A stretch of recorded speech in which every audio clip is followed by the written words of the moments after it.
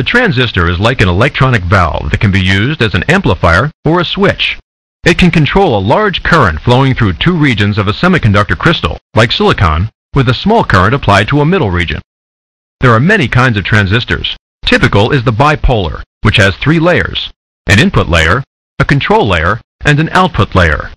The layers are either N-type material, which conducts negative charges, or P-type material, which conducts positive charges. The layers are arranged like a sandwich in an NPN or PNP configuration. The individual layers are formed by treating pure silicon with trace amounts of impurities.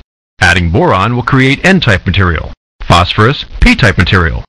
N-type material will have a surplus of electrons, whereas P-type material will have a lack. P-type material has a surplus of electron holes and is therefore positive.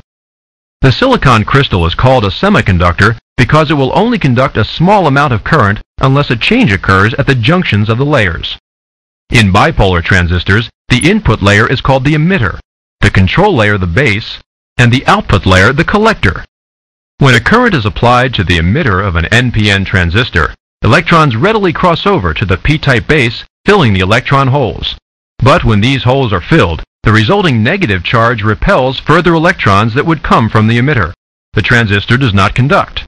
But when a small positive current is applied to the base, it will produce additional holes that will, in turn, allow more electrons to come from the emitter and pass through the base to the collector.